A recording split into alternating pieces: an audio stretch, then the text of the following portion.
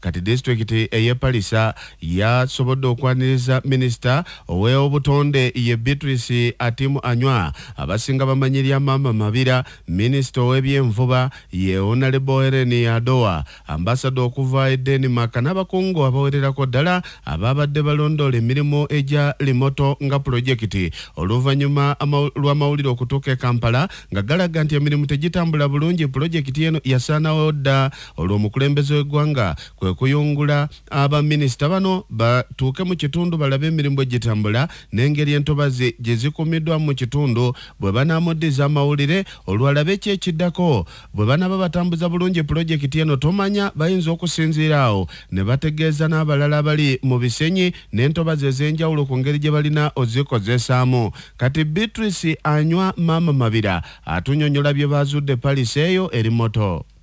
Abantu bafa abali mu ntobazi abamu abasenga mu bibira tulina okubajjayo tuzzeewo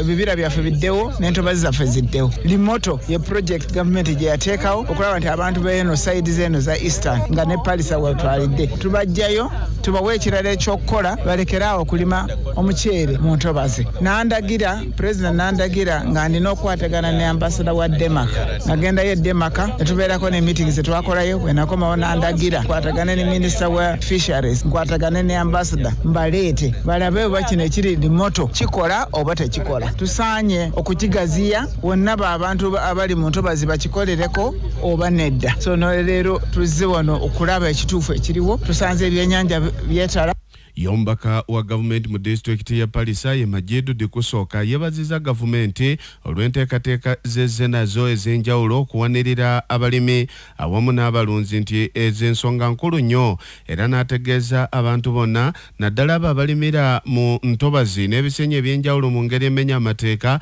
ndi mulina okwamuka ebitundu ebyo obutonde bwongera okutaasibwa okwalinga kyaddi omusasi waffe akutuusako RDC Majedu Dikusooka. The president rang me at night that what is there in Limoto. So I gave him the information, but the way we are discussing, he had another version. So I want to appeal to our leaders, make sure that we have one message to make sure that we protect this Limoto. Two, I also want to appeal to make sure that also we empower the 139. Let us bring them on board, because when I go there to convince them to go out from the wetlands, they say, but RDC, others are benefiting, but for us we have not. So let us implement that and we move as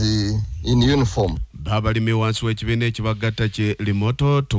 tukuuma obutonde Farmers Association bebaziza gavumenti olw'obuyambi bw'ezeebawa era ne basaba nti bongera okubakwatirako ku ebyo bye baagala okukola mu kwongera okuuma obutonde.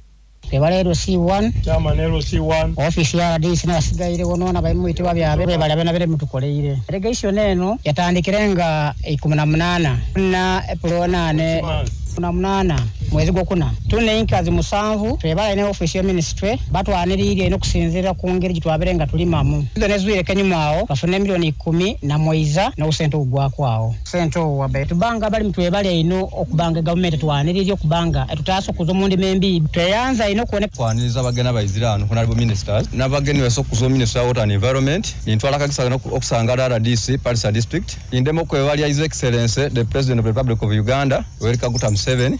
Yes, ntebe w'abasawo ab'ekinnansi awamu n'ebyobuwangwa mu disitulikiti y'e Kamuli ye Ssaalongo Moses Mbalyowere ono avumiridde ebikolwa eby'okusaddaaka okusiiwuuka empisa mu basawo b'ekinnansi n'ebikolwa ebirala ebimenya amateeka nti bino bikolwa bibi nnyo naddala mu nkola yaabwe ey'emirimu era amateeka gajja kukola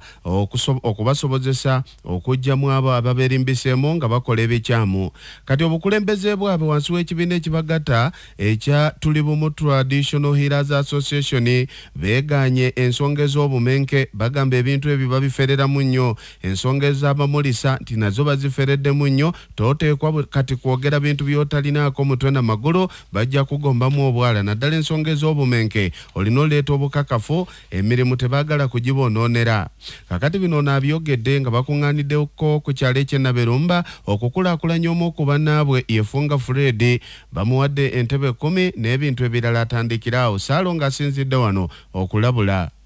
mujiga abantu abo singa tunaba tumaze okuba ninaku obusawo bwaife bwidakwira muki mu mulembe era bano lali kwogera nti gundi yaleta akamenke obomulisa wule bana tamunigira kulisi we nyuma yetuvuirenga obumenke nga buli kunigirizanga basawo kuba neiba bwabata akoze eki talina engeri kyayi kumamanta amana nti ono irogotirida kumusobola wazire ekyokola mute ku kyabumenke baje basaaniye wa makage oba okutoola omu ku bibyo tambwire mu mirundi kamaala ng'abasawo nabali kufunanga obuzibu bamutunze embuzi bamutunze ente oba eitaka aye nga ate bali kujja ku bwafu itina kali nikubakoba nti mu bantu abali eyo mwena singa owulira ku omuntu nti gundi yaleeta akamenke agemwe atwalibwe mu amateeka atulaga akamenke ako kafaanana katya